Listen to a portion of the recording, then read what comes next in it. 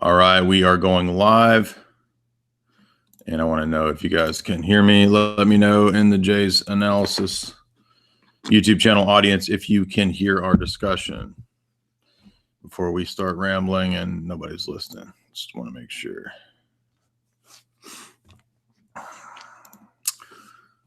It says we can hear. All right, Dave, talk a little bit, see if they can hear you. Check one, check two. Everybody hear Dave? All right, sounds like we're good. Okay, welcome. We finally found a person who wants to finally step up to the neo-pagan heathen plate and play a little bit of that, heathen baseball at the heathen diamond.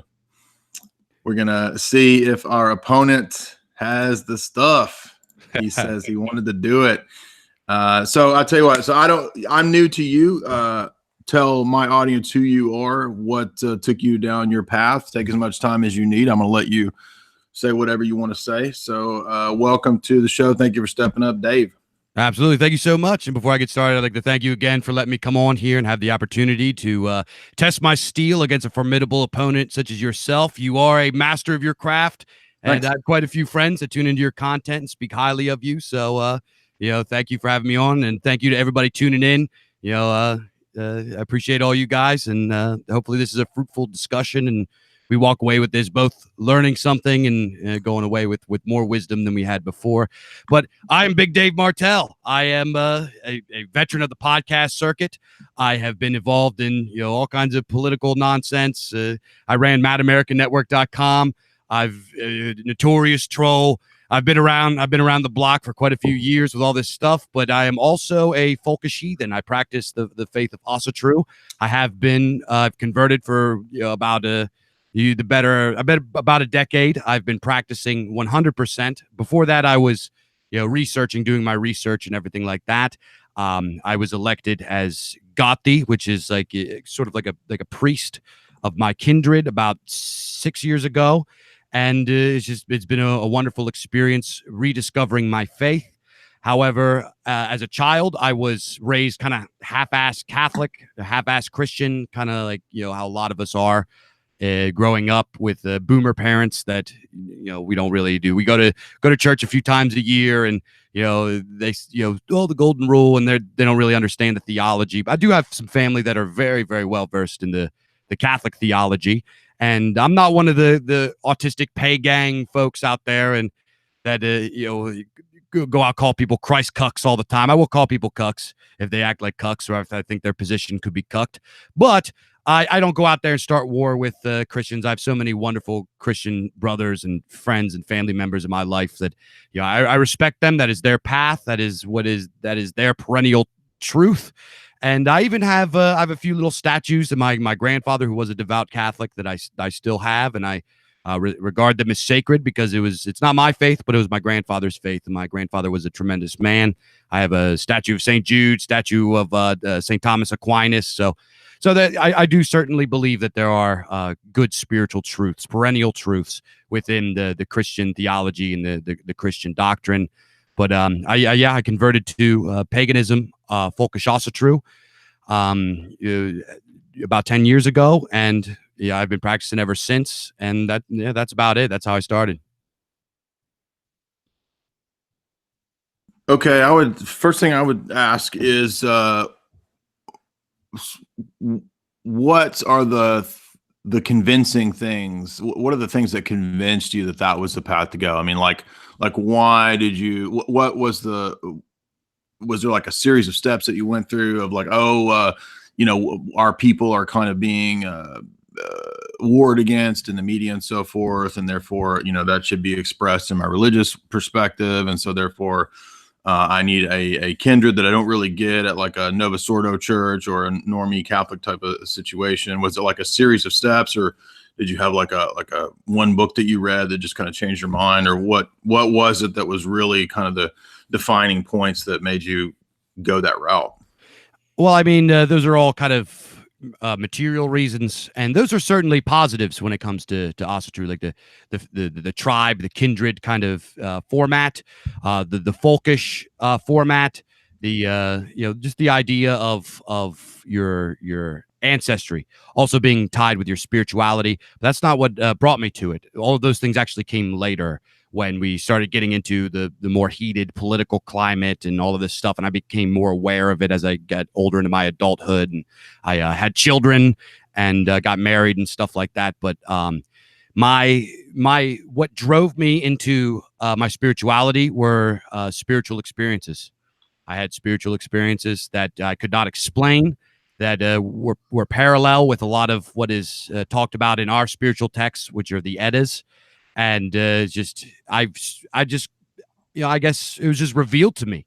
I've found things by, I don't believe in coincidence, but I kind of stumbled upon things and they resonated with me, and it just all kind of came together, and I just ended up here. I can't explain it 100%, in material terms, but it was just I feel that it was a path that I was meant to be on, and the gods revealed all of these wisdoms to me, and this is how I ended up here. The stuff that you're talking about, those things are absolutely true. And those things are very true for what draw people in now. And I'm not saying anything bad about people that get drawn in for because they have a yearning, or a cultural or an ethnic yearning, or a nationalist yearning, or a family kind of thing that they're lacking before, as you said, the normie Catholic. And so I'm not saying that those things are necessarily bad. And my experience was superior or anything of that nature. Mm-hmm. But my experience, my path into my faith was purely based on spiritual experiences. Okay, so my first question would be, there's 2 points here. For one would be, and I'm not trying to offend you or challenge the claim that you didn't have a spiritual experience, but number one, how do you know that those spiritual experiences are good, or that they line up with what is good in some objective sense? And number two, I think the chief problem that I see in any kind of pagan view or any kind of approach like this is that it ultimately does kind of fall into relativism, because there's not really any way to justify or know that there is objective truth. There's really just everybody's kind of competing claims, and your subjective experiences are just as valid, or I mean, how could you measure your subjective experiences as to why this religion is true for you, or why the spiritual experiences that you had were necessarily good? Maybe they were from an evil spirit or something like this. How do you adjudicate between the true and the false, and the good and the evil, if it's essentially a subjective type of system? Well, I wouldn't necessarily say it's subjective. I would say, what is now. I'm not a biblical scholar by any stretch. So correct me if I ever paraphrase anything that's incorrect. But what did Christ say about knowing whether or not people or like divine teachers were actually divine? He said, look at the fruits of their words, or something like that. Correct? I look at. Go ahead. Well, I would say that's one thing that we look at, yeah, but he gave a lot of different kind of test cases, litmus tests for how we know the true and the false. So just Sure. because in other words, I mean, if I already believe that what I am interested in is true, then I will interpret the fruits to vindicate that. I'll have a kind of a verification bias if I already believe something's true. So in other words, you kind of already have to have a system or a paradigm by which to judge the true and the false, to know if they actually are, quote, fruits of that system. Well, I mean, that's an argument that a lot of times atheists used in order to kind of beat up on spiritual truths or perennial truths or things like that.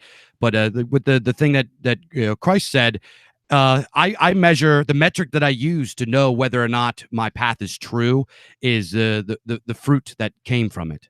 When I converted, I was I come from, I come poor white trash. I came from a single mother household. I had a really rough early adulthood. I was really bad into drinking and partying and doing drugs, and I was pretty much a huge just degenerate until I started feeling some kind of way, and I met my wonderful wife, and I started to walk this path and practice ceremony and really put my faith in my heart and my spirit and gave it to the gods. And from then I've done a complete just turnaround. My life is completely turned around. I have a decent career. I have 2 beautiful, wonderful boys. I have so many wonderful friends. My life is just the fruits of what has come from walking this path are just immeasurable. I've just been rewarded so much. The gifts that I've been given are Okay, just but objective. like so I mean similar things could be said about somebody who has a moral reform or a change of life that goes into any cult or religion. So in other words, a person could conceivably say the same things about going into Scientology. A person could say the same things about, oh, I was a bad alcoholic and I got involved in AA and then I joined I don't know, a yoga cult, and it just completely changed my life. And so in other words, even still, I think it kind of misses the point that how do you know that the religion itself is true on the basis of the fact that some good things happen, when that same kind of litmus test could be applied to any different kind of group where people join it and they perhaps have positive effects in their life later. That doesn't necessarily prove that the system of belief itself is true. Well, number one, like I understand why you're using this argument, but this is essentially an atheist argument to kind of bring spiritual truth back down and try to force it into material metrics and stuff. I mean, that argument could be used against people that say they've had spiritual experiences in Christianity, or how do we know that the Word of God is true? How do we know that the Bible is true? Well, this that. Well, you say that it is right. I use that argument a lot. Yeah, as a Christian apologist. Yeah. So, but the fact that atheists use this argument doesn't mean that it's a quote atheist argument. But yeah, no, atheists will use logic. That doesn't mean logic comes from atheists. But it comes down to what is the metric of good? How do we know that? How do we define good? What is these things that happen in my life? How are they good compared to somebody that joined Scientology? Well, the things that are good that have been happening in my life are objectively good. They're objectively good. I mean, I had a family, I had children, I started to get financial success, I have a career. Like, these things are all just all easily, they're just objectively good. Somebody that joins the yoga class that you're talking about. But how do you determine what's objectively good, and on what basis are there objective truths and principles? Because, well, how would you define good? Define good. Well, ultimately, it's a transcendental category that applies to God. So God is the ultimate absolute, and because He's omnipresent and omniscient, eternal, etc., that's the grounding that I have for any kind of a claim of that nature. Any kind of a universal absolute claim kind of makes sense with belief in a single universal personal God. Whereas if there's not that, then it kind of seems to be chaos and fate that rules the universe, and there's not really any universal principles at all. But you're saying that you're a Unitarian, obviously. So you're saying that there is a universal, primordial, perennial truth, right? Well, I'm a monotheist. I'm not a Unitarian. I mean, we can get into that too.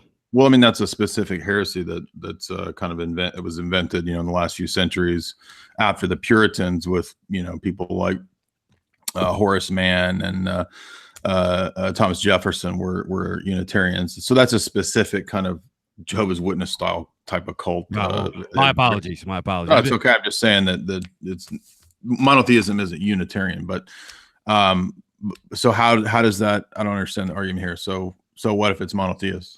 How does that? Okay, well, if you want to talk about monotheistic, I actually disagree with the idea that European brands of Christianity are monotheistic. I think you talk about you believe in the Trinity, correct? You believe in Sure. the Trinity. Do you believe in angels and saints and stuff like that? Sure. So how is that monotheism? Well, because the source of all life, the source of all existence, the source of all those created beings is God the Father. Yeah, and you would pay homage to the saints and pay homage to the angels and pay homage to these manifestations of the divine, correct? Right, because paying homage or reverence is different than worship. So you essentially are a polytheist. No, we consistently argue against polytheism because there's only one God, one divine nature. Yeah, we have a very similar concept. We believe in the overarching primordial divinity as what Christians call God, and then, like Christians, we have our gods, which would be, I guess, sort of like in the Christian pantheon, I guess, like angels or lesser kind of entities and stuff like that. And then we have heroes who we believe to be divinely inspired men, like saints. So it's the Right. exact same concept, but with different semantics.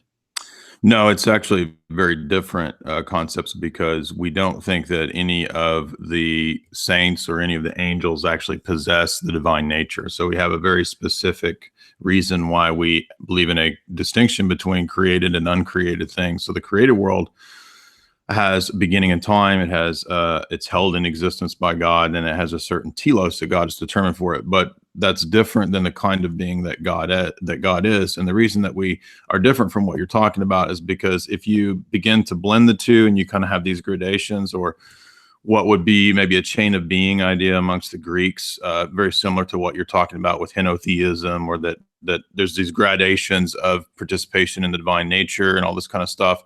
It's really incoherent. So once we've adopted an incoherency about our starting point, the whole system kind of makes no sense, because if the divine nature is kind of this beyond kind of great thing that everything participates in gradations, then it's not truly one, it's not truly simple, and we don't really know anything about it, because everything kind of gets molded into that great oneness. This is the problem with all monistic religions.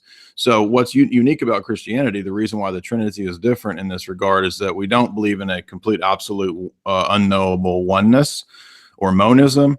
And we also don't believe in a complete chaotic particularity where everything's crashing against each other and everything's just ruled by chaos. There's actually both unity and multiplicity are in perfect balance in God himself. It's not in perfect balance in a whole bunch of chaotic gods and Zeus having sex with animal, turning into an animal and having sex with women, and it's all chaos and nonsense. And that's another problem, I think, with that view. I'm not trying to get too off course, but there's not really any coherency to the pagan conception. We have a very worked out philosophical and theological perspective that we believe comes from revelation, and what we get in paganism is much more of a kind of sort of primitive, anti-philosophic bias.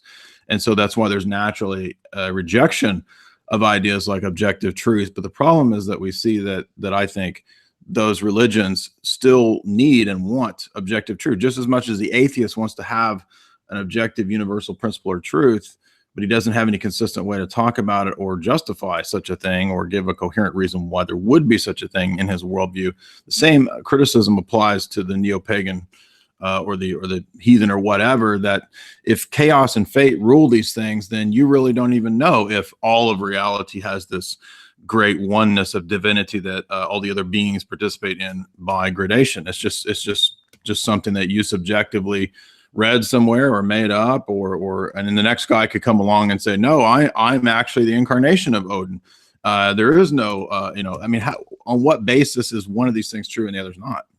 Well, first of all, I'd like to reject, sometimes there's people get used to using like weaponized language. And one of the examples of weaponized language that you're kind of rolling out here is saying, oh, well, you believe in the oneness, but it gets convoluted and clogged up because then you have all this chaotic stuff that comes down the.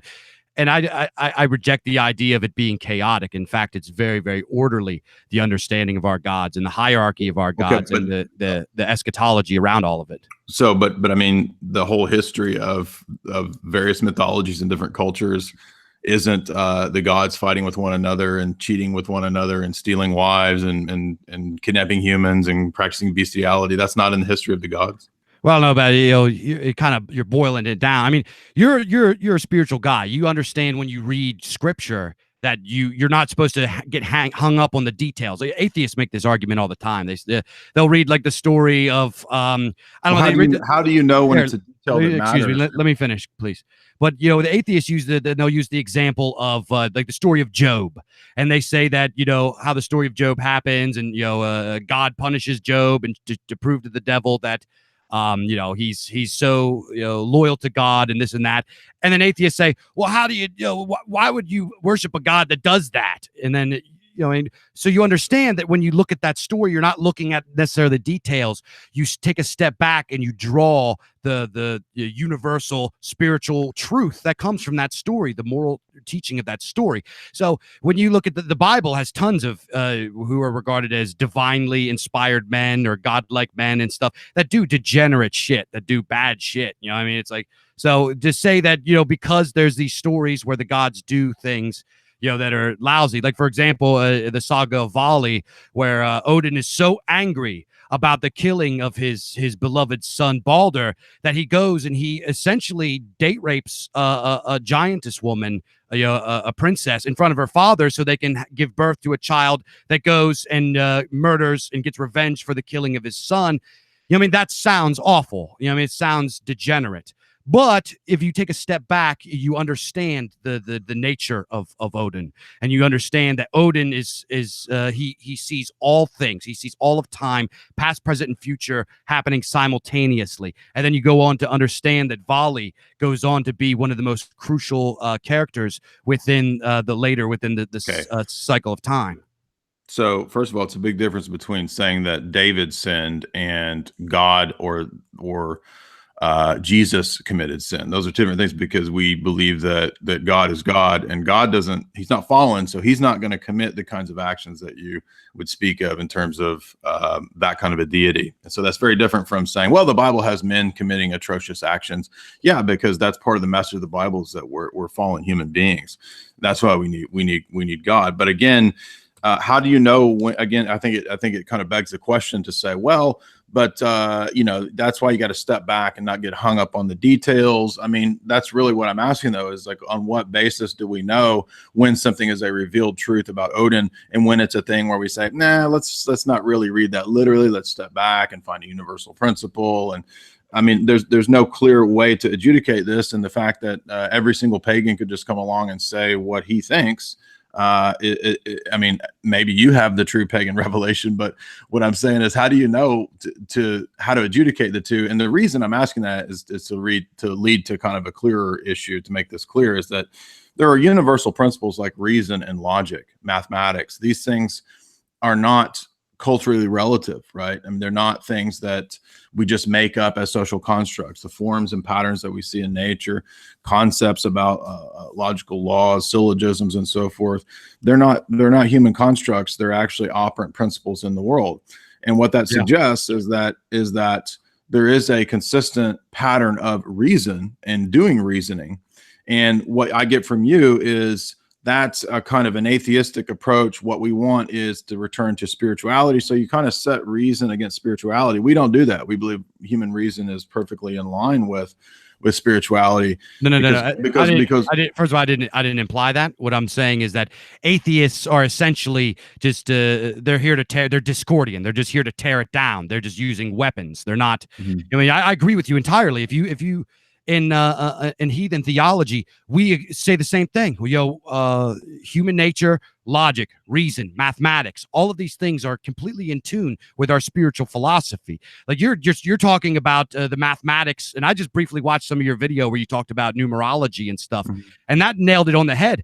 I would say that same exact stuff, except I would switch out some of the language that I use. You were describing kind of the same thing, except the argument here is coming from essentially semantics. It's coming from semantics. No, it's not. It's very different to say that there's one God with omniscience, and who by his divine providence is the basis by which we ground these principles in universals that are operant in nature, and contrasting that with saying, well, there's a chain of being, and at the top there's Odin, and then there's all these kind of conflicting, gods or whatever. So I mean, are the gods fighting or not? Are they just representations of symbolic principles, or are they actual entities that are fighting out there in the world?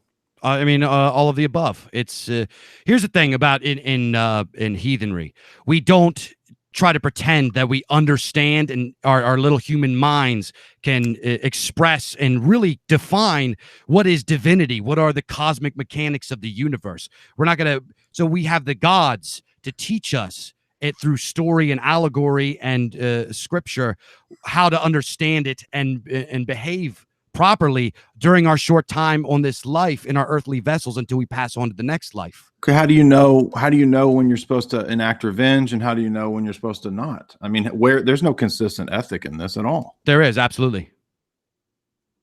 How do you know? How do you know when is a good action, when is a virtuous action, when is it not? When are you supposed to go to war? When are you supposed to have a vendetta? When are you supposed to not? I mean, it says clear and day in the Eddas. It says in the Havamal. There's plenty of clear as day, succinct descriptions on how you should behave in certain things, how things should be done, and how to live your life and how to make decisions and stuff like that. Okay, however, how do you know those aren't the details that don't really matter that you're supposed to overlook and find a universal principle? How do you know that the ones in your scripture are?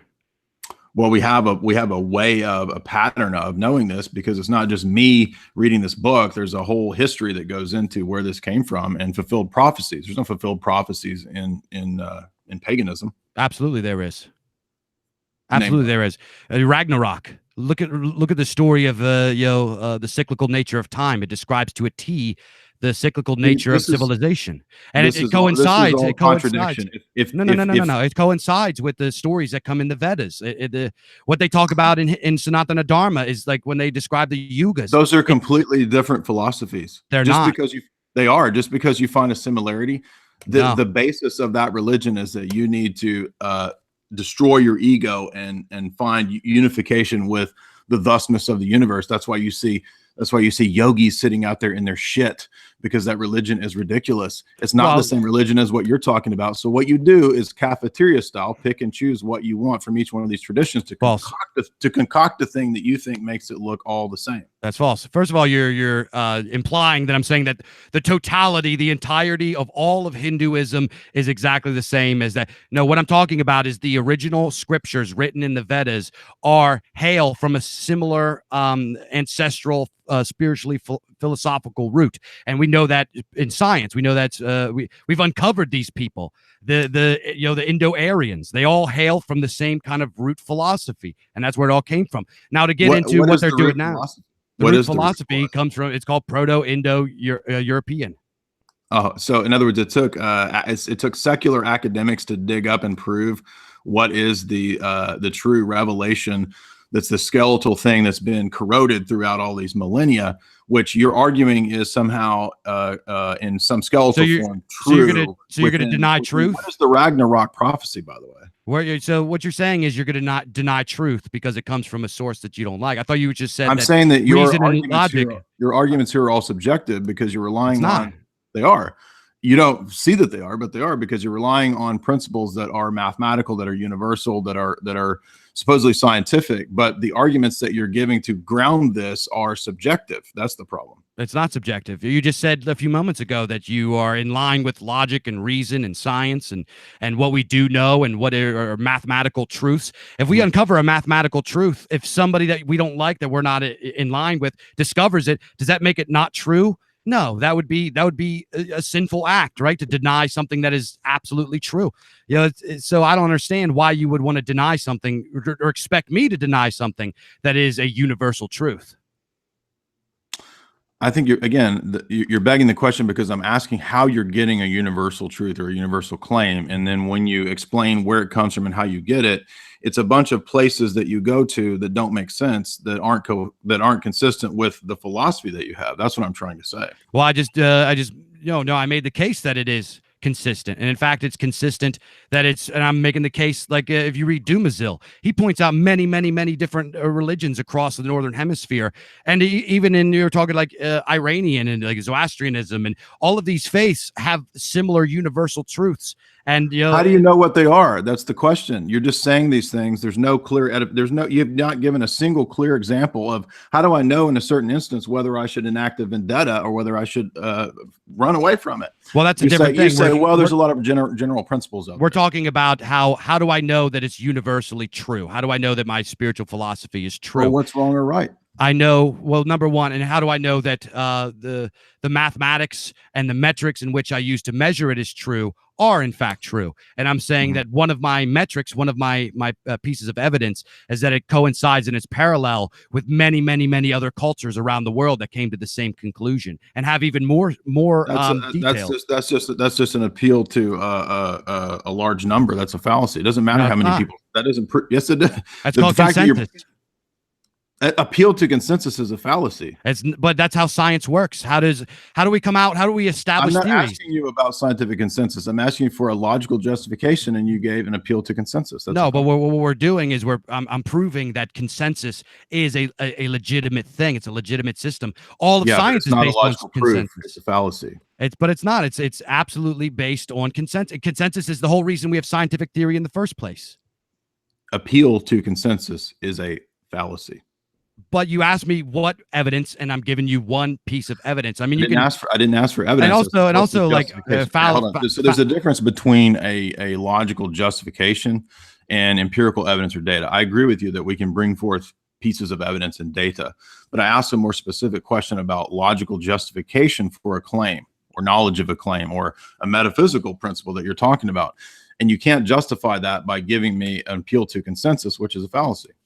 Well, I mean, I don't like the idea of logical fallacies because it's just a way to cop out of an argument. So no, it's not. You just said you said you believed in logic and universal principles. Yeah, I now do. You don't. No, I absolutely do. If you don't believe in the logical fallacies, you don't. Well, I'll take logic and reason and scientific consensus and real world evidence over just some like subjective, argumentative, tactic. Yeah, the appeal to consensus is not a subjective tactic. It's an actual fallacy. Do you not understand what fallacies are? I do, but it's just some shit that some guy made up so he could you just lost the debate. Okay, but let's get back. let's get back to the stuff here.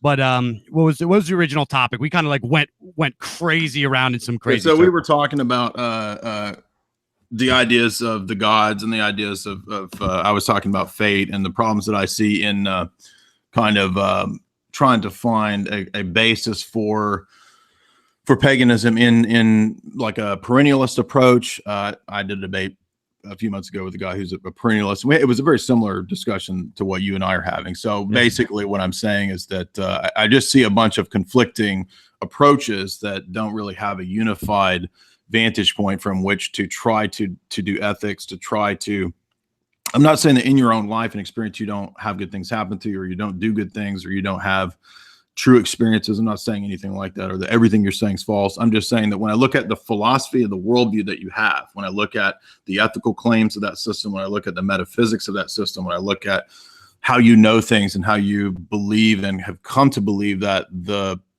Eddas or whatever are a kind of revelation, I'm saying that to me, that's where it kind of breaks down. That's my argument. Now, I will completely admit to you, and I'm gonna be completely honest, and I know you're gonna jump on me on this, but it's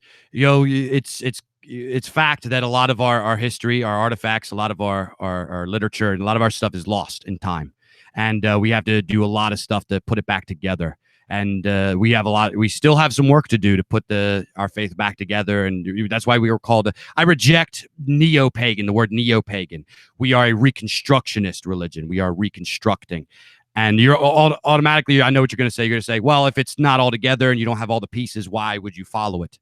Well, because the gods are real, because divinity is real, because this is the way that divinity speaks with me. And every man needs to understand divinity, and we need to get away from materialism. And this is my path out of materialism. And this is the path for many people out of materialism.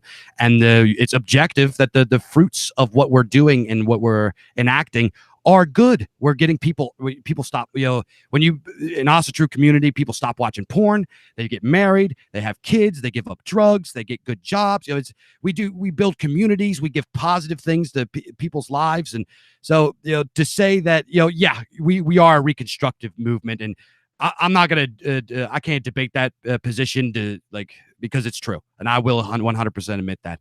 But the fact that it is doesn't take away from the objectively good and objectively true things that we're doing in society and beating back the clown world degeneracy that all of us here, you, me, everybody listening, we all hate this postmodernist clown world garbage. We all see that it's trash. This is our formula. This is my formula. And this is what has resonated with me and what has been the best path for me and for many, many, many thousand millions of us. So that's what I got to say about that there. So let me give you a hypothetical. Let's say that let's say I have a dream, and I'm being serious here. I'm not trying to be a clown. I'm like, what if I had a dream and I felt like it was my duty to restore the true teachings of Pharaonic Egypt?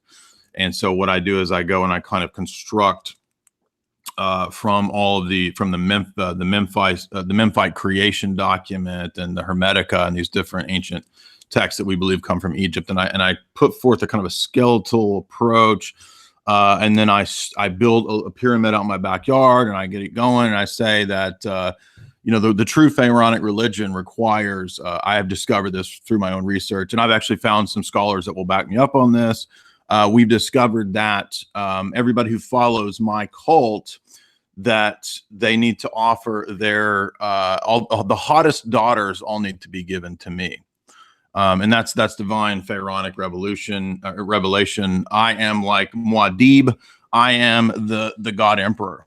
So how would you say that any of this is wrong? How would you say that any of that's incorrect, or on what basis? Because I'm going to say, yeah, but bro, it's objectively true that I am helping out these hotties, because when I'm laying the pipe to my harem of hotties, I'm giving the best possible world for all human beings by more and more offspring coming from JD. Well, what is the fruit of this guy? Like you, what are you proving? How are you proving? The Pharaonic religion that I've constructed, those are good fruits, bro. But that's not fruits. That's just claims. Like you got to produce something to show that you have okay, divine let's say I really do this, and I really do have a harem and a whole bunch of supermodel babes, and I act like I'm a God Emperor. Like, how is that not the fruits consistent with my revelation in my religion? Well, how would it, if a guy came out like that said he is the next Messiah, and how would you take him? And he could prove it. Well, I would argue with him the same way I'm arguing with you, is that these constructs kind of break down, because you ultimately have to, when you're going to compare these kinds of systems, you have to go back to things like logic. You have to go back to things like universal claims and principles. And that's going to involve pulling out things like logical fallacies, which I guess you said doesn't really matter. Well, I actually agree with you 100%. It's 2019. Like we're in current year. So it's going to be kind of hard for a guy to prove to me that he is, the son of Odin, and he's here to establish galactic pagan supremacy, and he's got a whole harem full of, Okay, but let's say you're not. Let's say that I do this over on my own libertarian island somewhere, and I'm not even messing with your people. What I'm saying is there any basis that you have to say what I'm doing is wrong? I mean, sure. If you're going against the principles of frith and oath set forth within the Havamal and within the Eddas, then you're not doing a good job. I'm constructing the true Pharaonic religion. Yeah, well, no, okay. So number one, if you're constructing the Egyptian religion, I would question you, right away, because you're not Egyptian. You're a white guy, obviously. So yeah, but there's a good argument to be made that the upper class of Egypt, the upper caste, were actually perhaps Aryan. Yeah, so, I actually agree with that. But even so, so what? Why do I have to be part of that racial haplogroup in order to be maybe the gods have donned me the new initiator of the new Pharaonic religion?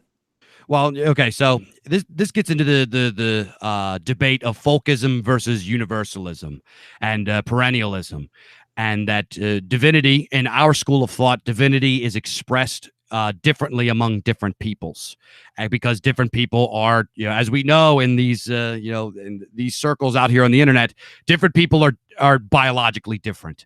They think differently. They have different attributes. They have evolved in different places. We're just obviously different. It's not one race, the human race. So obviously when something comes down, when they're divinely inspired, they will express divinity in different ways. And that is why it's different. We don't So I could look at. So there's nothing wrong with my Muad'Dib God Emperor cult. I'm the Kwisatz Haderach. I got a harem. Nothing wrong with that. Well, there is something wrong with that because you're just coming out with it. You're not. There's no basis in ancestry that shows that it's a tradition.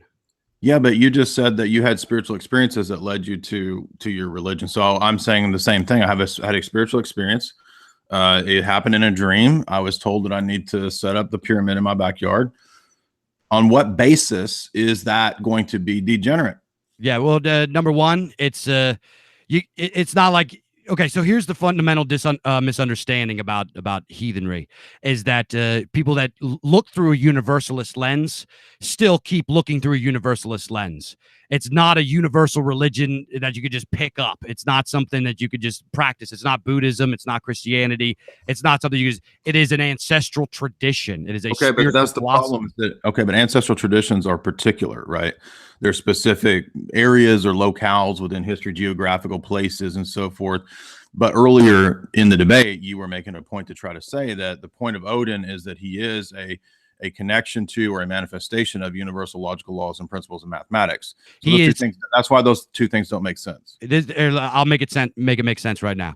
Odin is the Germanic deity that has come to explain to us of Germanic descent how divinity works. He speaks our language. He looks like us. He is part of us. He's the guy that came to teach us how divinity works.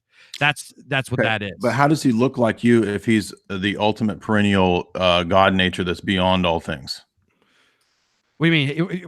Look at the depictions of him when he reveals himself to people. Yeah, that's how he manifests. That's how people understand him. That's how people have seen him. That's how people depict him. That's how he's expressed in our folklore. You know, I mean, he's universal, but he appears to specific cultures. Odin is not universal. Odin is not universal. Divinity is universal. Okay, so is it the same principle that's revealing truths to all these different religions over time and space? That maybe it's not Odin, but it's like an avatar of this same divine principle? Yeah. So like an equivalent of Odin. Perennialism? What's that?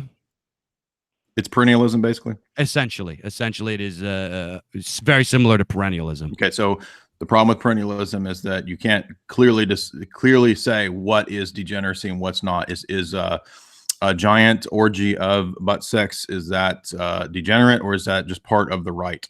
Absolutely degenerate. R-I-T-E. It's degenerate. Why? On what basis?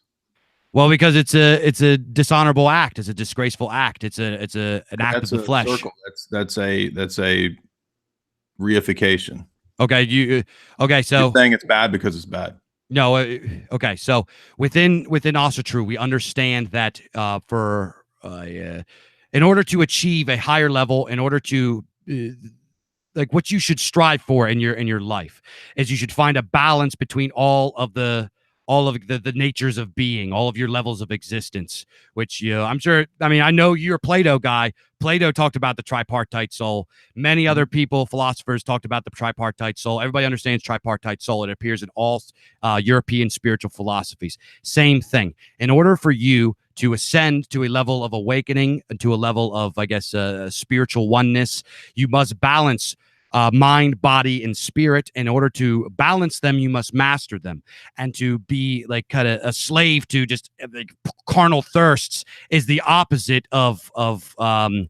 It's anus worship. It's worship of the material, and that is degenerate. Okay, but Plato also thought playing around with little boys was good. I mean, it doesn't mean everything he said was good, you know? Okay, so we're back at the pick and choose cafeteria approach. I mean, you're picking and choosing too. You like Plato. Don't tell me you don't like Plato, and then you must not be familiar with what I talk about, because I critique Plato more than I praise Plato. I mean, yeah, I talk about when I think he says things correct, but so you're picking and choosing too. Most of my talks are critiques. But you are picking and choosing. You say that he does say some good stuff. Yeah, but I have a basis for and believe in universal logical principles that directly relate to the mind of a personal God. And you're telling me that it's both subjective and irrational and coherent and rational at the same time. That's the problem. There's a dialectic between a universal rationality that you want to have to make truth claims and to say something is objectively wrong in XYZ cases. And then at the other hand, you're saying, well, I can't really say because in our religion, it's based on my people group, this revelation to Germanic peoples. That's not universal. So the problem is that there's an attempt to have both things at the same time, and it's based on, again, a kind of a dialectic. And I think that, again, this goes back to the Trinity. This is one of the reasons why the Trinity resolves this problem of one and many, is because we don't believe that there's an ultimacy to either unity or to particularity in the many that's out there. We believe that God is both one and many, but ultimately there's one personal God. So that's the reason and basis for how we can have a logical approach to adjudicating between true claims, false claims, true religions, false religions, is that it's not subjective, it's objective. And it's not just saying it's objective. There's actually a logical basis for how there are objective truth claims.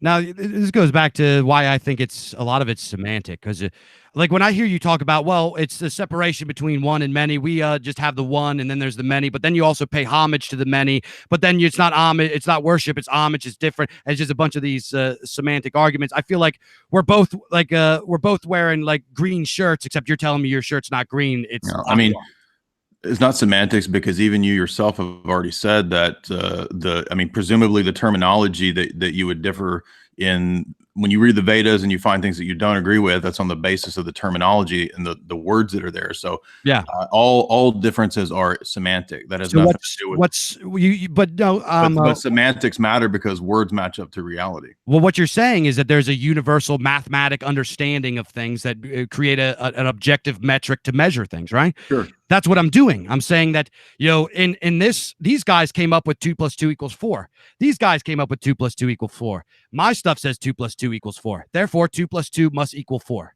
That's what I'm coming up with. That is the metric. Except that that's not what you were saying in the first half of the discussion. That is what I was saying. No, because mathematics is directly related to logic. Logical laws can be formulated most of the time, many times, in mathematical forms and principles. So that means that you can't, for example, deny fallacies, because a logical fallacy is nothing more than a specific example of something that is a formal logical principle. And those logical principles are essentially the same as mathematical laws. Like if you talk about a universal or universal negative, a universal claim, those are very similar to things in math claims and math sets. So to on the one hand say that, and then say that for example, the informal fallacies don't matter, shows that that's not really in your mind when you approach your perspective or your worldview. So again, what I hear is an attempt to want to be objective and to have objective principles, but at the same time to want to have a complete subjectivity and irrationality that allows for you to pick and choose in a kind of cafeteria approach which things are true and which things are false. And again, there's not, if you don't have, do you have access to the ultimate divinity that's beyond Odin, that's present as the skeletal outline of all religions? I mean, we see it every day. It's everything is an expression of the divinity. So it's monistic. Yeah, sort of. Okay, so if monism is true, this breaks down at a really fundamental philosophical level. If monism is true, then ultimately everything is at root one, right? Everything. Okay, so it's not everything is the root one. Everything is at root one. Okay, well, so what monism, what you're talking about, is that everything is part of the great oneness. Everything is involved in the great oneness. That's not necessarily what I'm saying. What I'm saying is everything is an expression of the great oneness, including the gods, including, which are different for each people.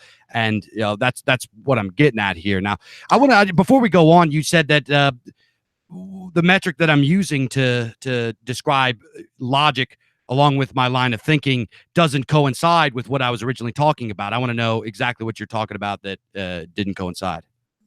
Because you said that the appeal to consensus is not a fallacy, and it is.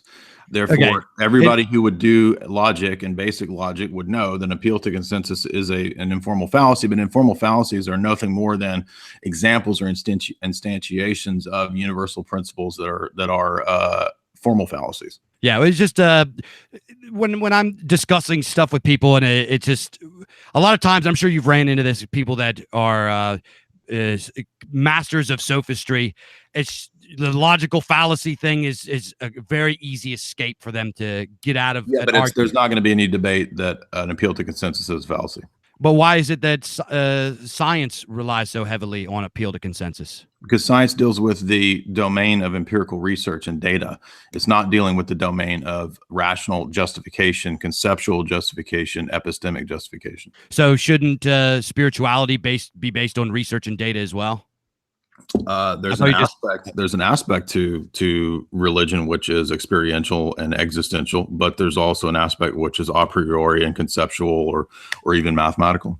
But we should absolutely still be logical, reasonable human beings. That's what I right? just said. Yeah. Yeah. So I just don't understand the disconnect here. Because I'm making a presuppositional critique of your approach, your worldview. Again, the metaphysics, the ethics, the epistemic claims, they don't cohere. But I'm saying that they do, and it's just we're using kind of. I know you're saying that, but that doesn't make it so. And I've already kind of been illustrating through going through each of these points how it doesn't cohere. But because there's a bunch of conflicting claims. It's like you're saying this is true over here, this is not true over here, and you're just kind of like mixing it up, so it just all sounds jumbled. But the fact is that I'm saying that you asked me why is it that, or you asked me what is the metric, what is the objective metric to prove the stuff that I'm talking about? Well, I said, and then you said, well, in spirituality we should absolutely use logic and reason. We should be scientifically minded because we are modern people. It has a place, yes. Yeah, it absolutely should have a place. Science should always have a place. Good science, not pseudoscience crap.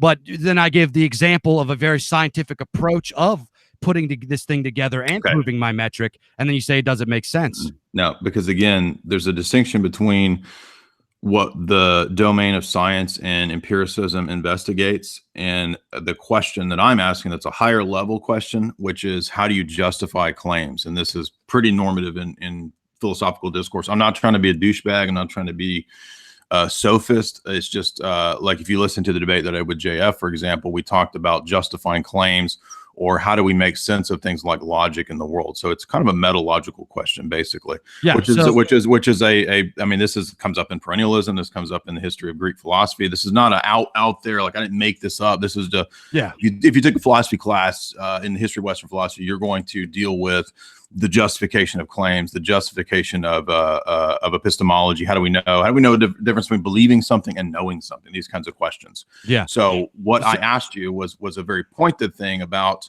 how do you know that this religious system is true, and you appeal to a consensus, and I'm saying that is a fallacy. That's all I'm saying. Well, it's not just the consensus. You asked me about a metric, a scientific metric in which I could prove it, and I just looked to the first thing that I know about science, and that is appeal to consensus. So I gave that as one example of truth.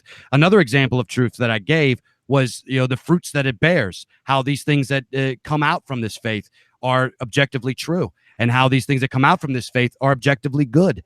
I can't imagine in a million years you would argue that having children and living a traditional life and getting back to the simples and rejecting degeneracy is bad. I can't ever see you say that. But again, you're missing the point. Is that the question is about knowing and justifying beliefs and claims. How do you know what's degeneracy and what's not degeneracy? That's kind of the question I've been asking from the get-go. And you said that, well, it's just objectively good to have kids. That's called a circular argument. That's restating the thing that you think is good. And I'm saying, how do you know how to adjudicate between the two? That's why I gave the analogy of the guy who starts his pyramid cult. You might not agree with where I get my vindication from my dream of the gods talking to me and saying I'm the new pharaoh, but who are you to say that that's not true? I mean, who are you to say, because you grounded your positions on kind of like the spiritual experiences that you had. Like, how do you say that my spiritual experiences are not as valid as yours? Okay, well, when we got started, when I was talking about my spiritual experiences, that was to explain how I got here. That wasn't, this later stuff that we're talking about is as my spirituality, my understanding of the philosophy developed and became more refined. That's how I, now I look through different lenses. These are two different things. Let me ask you this question. So do you understand the idea that that morals or propositions are theory laden? In other words, if in my belief system, I believe that, and I'm acting on I don't even have to believe it or not. If I'm acting on the principle that I'm saying that the gods told me that I should start the pharaoh cult, then what's good in my belief system, in my worldview, is going to be determined by my assumptions within my paradigm, within my. If I believe and if I think that I'm the god emperor, then it is a good thing for me to have a harem and to I don't know, have all the brides of my subjects if I so desire. Like that's what I determine as a good thing. And I'm saying, on what basis is that not a good? Because the goods in this perennial system or any perennial system are subjective. But they're not subjective, because I know we're going to go back to the fallacy of consensus or whatever, but it's parallel with what other people are objectively saying too. The fruits of what happens when you have these practices. You can't. I can't let that go. You understand that that's not a justification of a claim. But it's one piece of a justification.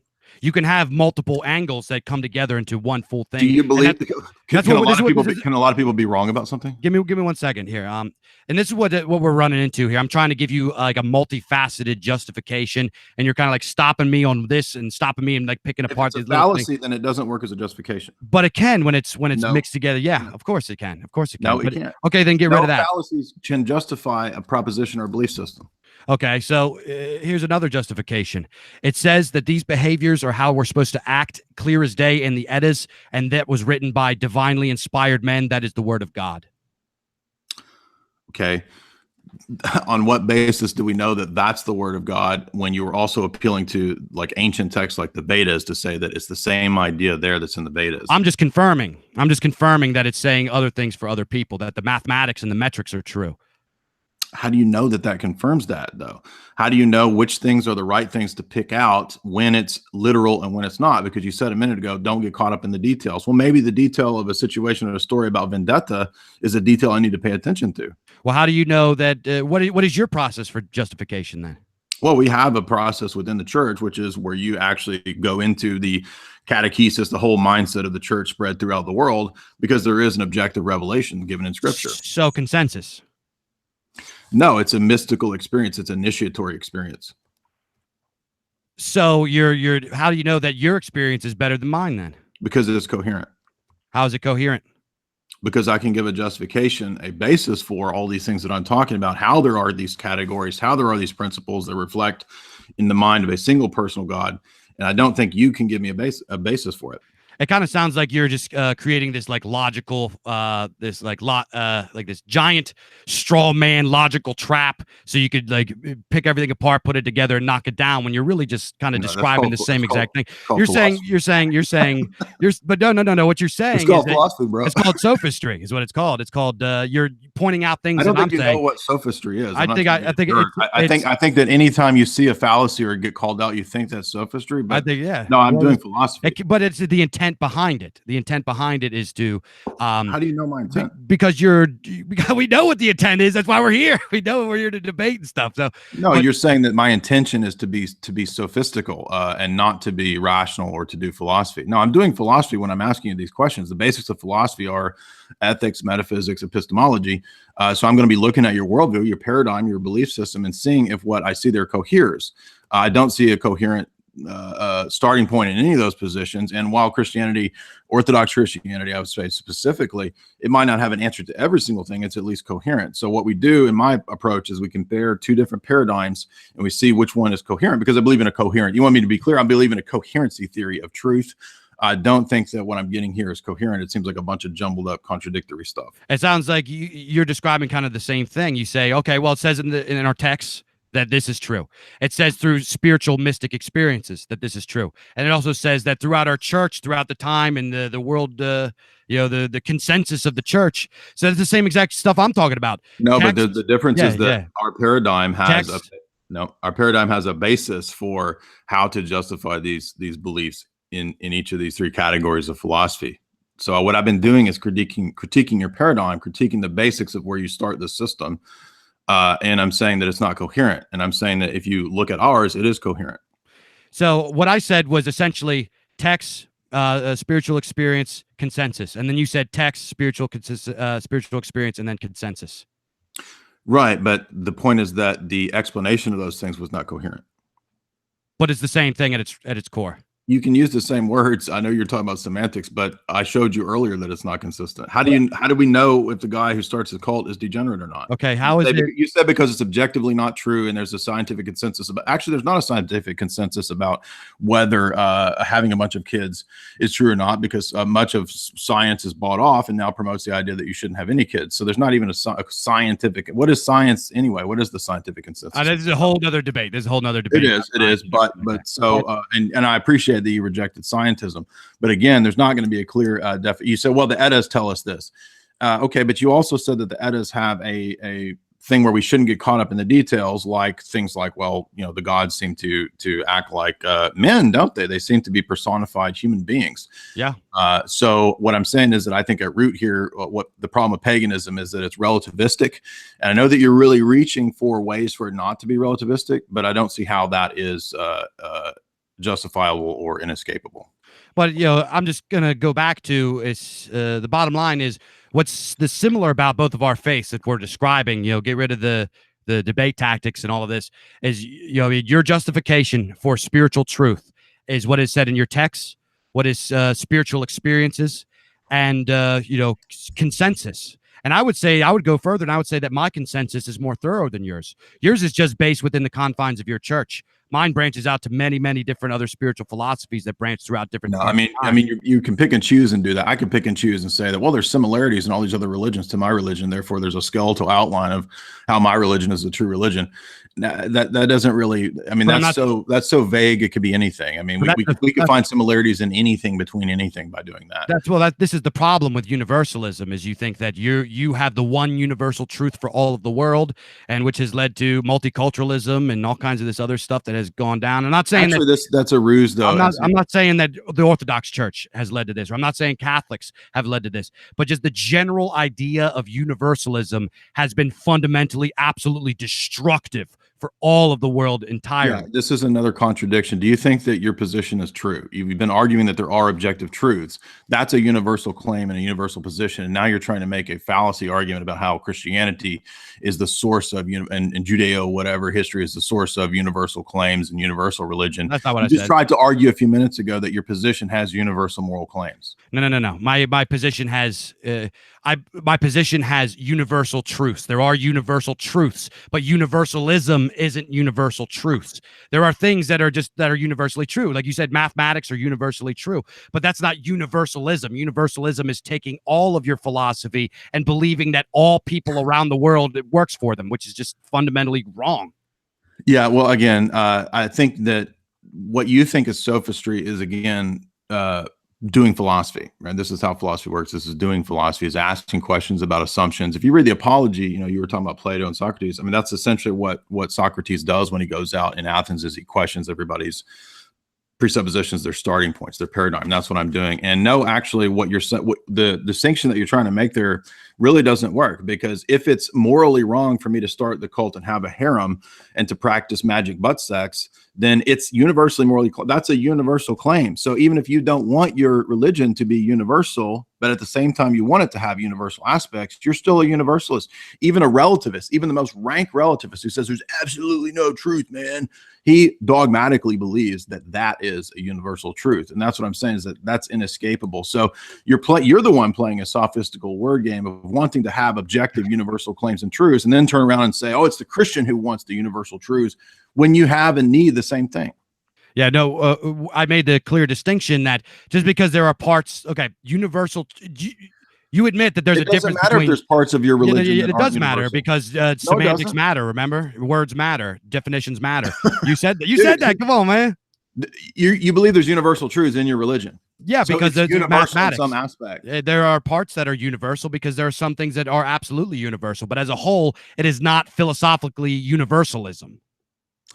Yeah, but it doesn't matter whether you tack on the ism on the back of it, because you still believe that it's wrong for me to have the harem and the magic butt sex. Yeah, well, why do we got to talk about butt sex? Like, can we just make it prominent in a lot of pagan literature? That's why it's not prominent. I've read all of the Eddas. I've never seen a single butt sex.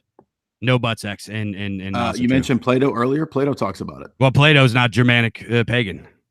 And in fact, a lot of We're people would talking argue about that paganism, and you were appealing to Plato. You were appealing to the no, Indo-Aryan. no. I gave an example that I knew you were familiar Okay, so with. only the Germanic tribes were the ones that that refrained from butt sex. Okay, And yeah, that's really believable. And in fact, Tacitus, he explained how the Teutons would throw sodomites in bogs and pile rocks on top of them and disappear them. So sodomy has not been historically something that we are, tolerant of. Well, whether it is or it isn't, I don't see on what basis is it wrong. I mean, you just made the claim that there's gods having butt sex in the Eddas, which is, it's just no. I said the Greeks. All right, well, I'm not Greek. Yeah, but you've been appealing to other religious traditions as a universal way to vindicate the skeletal outline. Because I thought that it would be a better. I thought it would be better than just appealing to myself, which is what the argument you're doing. And so the appeal outside of yourself doesn't work, is what I'm trying to say. Well, I'm saying that the appeal to yourself is kind of that's like saying it's appealing to yourself is also subjective, and it's kind of sketchy. I'm saying, like, there's these other examples all over the place, and you're saying, oh, my examples come from in-house. No, I appealed to how you justify claims in philosophy. When you go to a debate, there's the assumption that both parties are going to be subjected to the same rules and laws of logic. Yeah, well, but it doesn't get past my point here. Is that why is it that my justification I'm using because they're incoherent, examples. They're contradictory. They're not though. They're not. The example. Well, you saying they're not doesn't make them not, but they are. Yeah. Well, also you saying that there's gods having butt sex in paganism all over the world doesn't make it true, because it's not true. But here's the bottom line. It is true. It's not. Okay. Read the Eddas. If you read the Eddas, I will bet you $1,000. $1,000. You will not find one single example. Why are we supposed to follow the Eddas? Why are we not following Zeus and the Greek myths? Like, why is one true and the other? Well, he said, well, this is from my people, so it's relative, it's subjective, and I'm saying that you need a way to adjudicate between true and false, between evil and good. You don't get that in your religion. Well, okay, here's a good metaphor. So, like, I don't know, like, what is, like, say you're trying to express what a light is to multiple different people. Mm-hmm. A light is light. We know what light is. But if you go to, in India, there's a different word for light. Still light. If you go to Germany, there's a different word for light. Still light. Go to Russia, same thing over and over and over. Still light, but it's spoken in different languages. So that makes it's consistently light. It's just spoken in a different tongue. That's different than trying to say that the same religion is manifesting itself across all these different cultures, and that there's a basic skeletal outline between all these different religions. They're not. They're fundamentally contradictory. There's a difference between religion and God. There's a difference between religion, philosophy, and divinity. Well, I said, what is universalist? Knowing that is true, and that you're actually accessing true propositions about the divinity that's beyond the different avatars or whatever. There's no way to know that. The system is completely contradictory and relativistic. Okay, debate stuff or argumentative tactics aside, is there, yes or no, is there an overarching divine entity in the universe? Yes or no? Do you understand that the debate tactics aren't tricks, that you're actually appealing to things that are real principles? They're not tricks. It is, because okay, here's the thing. You're trying to prove to your audience by making me pick apart I could say something that's universally true. Like just now, I know you would have said yes, but you avoided the question because you're trying to pick me apart, and you're trying to make a display that you and your position are superior to mine, as opposed to having. I'm trying to make a point to you about how and what the debate is, and how universal claims and logic works, and you see it as kind of like a sword that you bring to the battle, to way that you like rhetorically kind of sneak around people and make them look bad. And I'm saying I do not view it that way. You can think that I do that, but the way I view it, and I'm being honest here when I tell you this, is that we are actually, our minds are tapping into actual universal metaphysical principles out there in the world. Logic is really a thing. There are real fallacies and all this kind of stuff. They're not just tricks. It's not just semantics. It's real. And so when we approach it that way, what I'm trying to do is look at the justifications here. And again, I mean, you're aware that there's the idea of justifying things in like a philosophical way, like in epistemology. But this is a performance. This is a production. This is like a no. See, how do you don't know my motives? You're just assuming that this is like theatrics and Hollywood or something. No. I'm not saying that, but I'm saying that you have the intent to defeat paganism. How do you know my intentions? Because I mean, am I wrong? Am I wrong that you have the intent of promoting your faith and kind of knocking down mine? Yes or Sure, no? that's part Yeah. of my intention. Yeah. Okay, let's go back to my first question. Is there, yes or no, an overarching divine entity in the universe, in all of creation? Sure. Yeah. So why is it that you're avoiding these universal truths and using like essentially pill pull to kind of pick apart something that's also universally true? I've been sitting here arguing for universal truths and claims that they're only consistent with a personally revealed God, and that is distinct from the idea of all of creation being a kind of pantheistic manifestation of God. So that's very important for us because we don't confuse the creator and the creature. They're two different realms or two different things.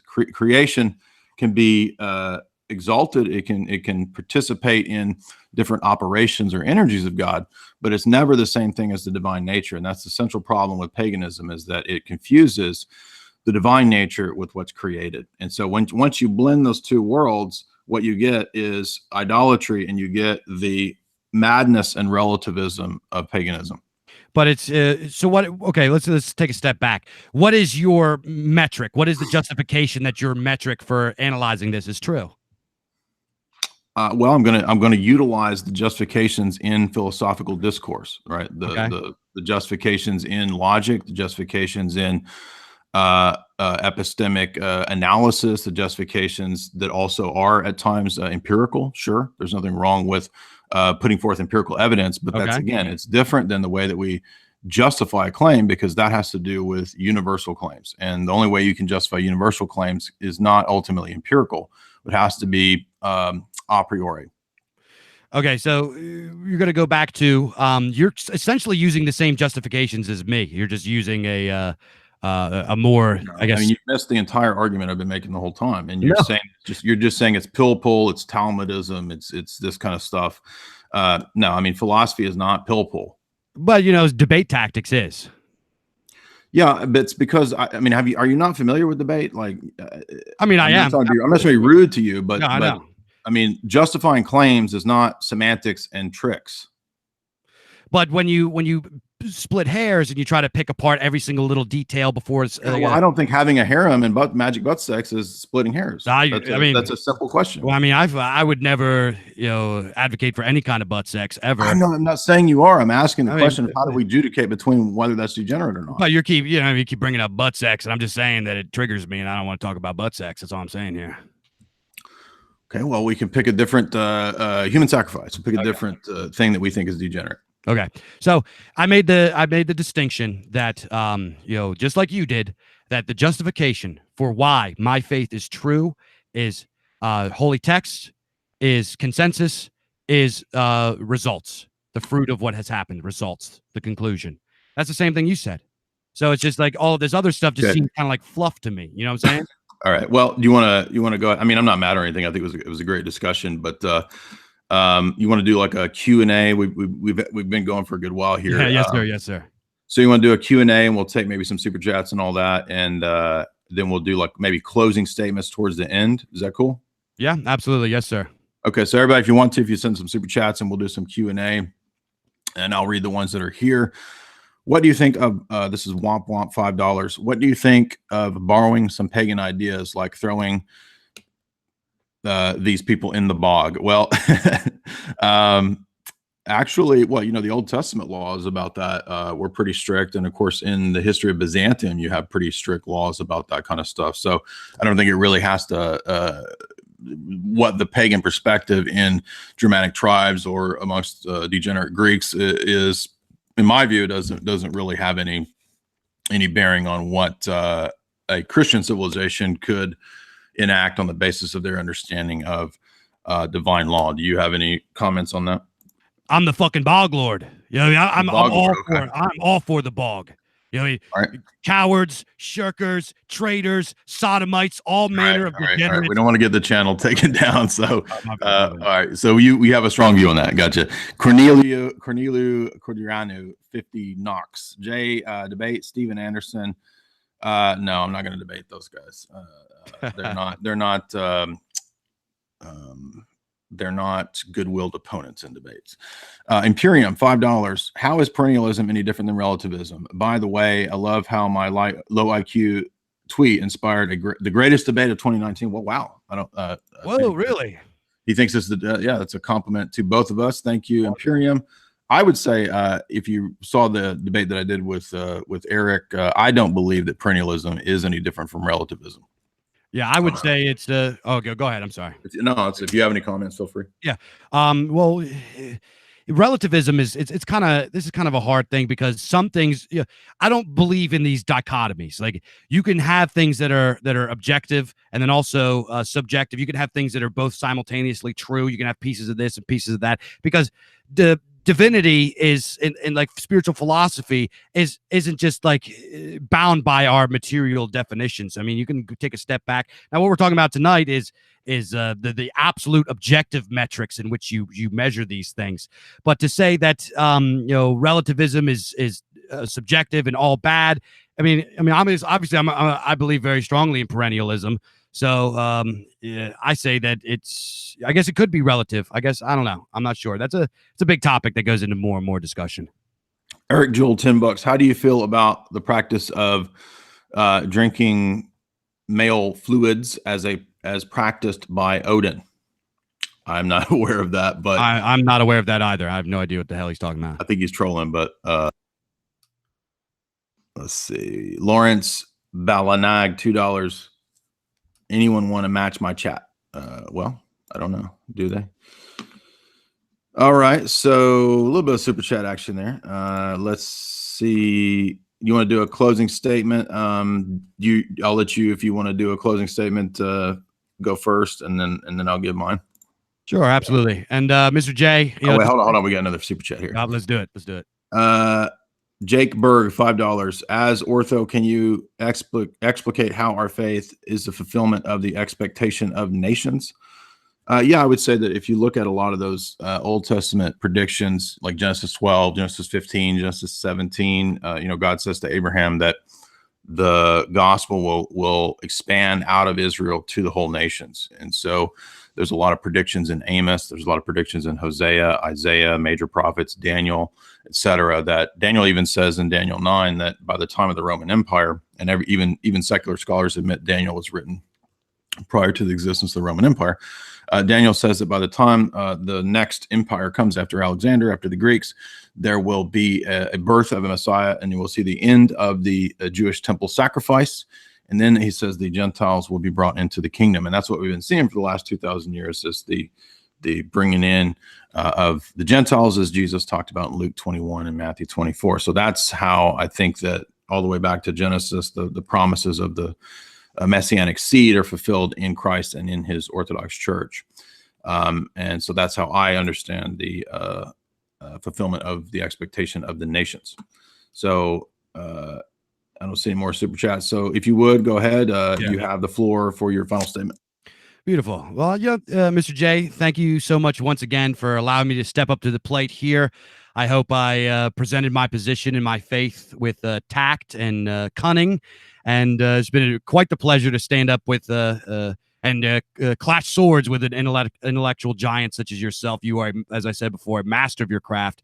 And I hope in this time David fared well against Goliath.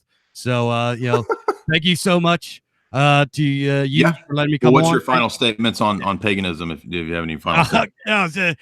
Okay, so my final statements for paganism, for Asatru specifically, because paganism and Asatru are not synonymous.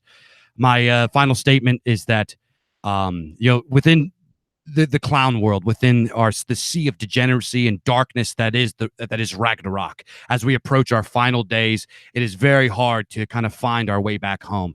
It is very hard to find continuity, and we're homesick for a place that we don't even know exists. We've never seen it.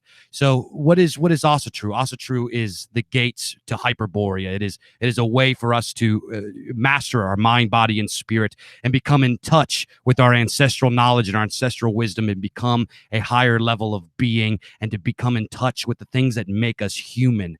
And that is family, that is folk, that is country, that is divinity, that is all of these things that are just wonderful and wholesome and make us complete as men, as humans, as Germanic people. Hail Odin, hail the folk, and hail everybody in the chat that tuned in. God bless all of you and all of your wonderful, beautiful families. May the springtime bring endless, just fruitful gardens and beautiful angel babies for your tribes. Thank you again, Mr. J. God bless you, sir, and your wonderful family.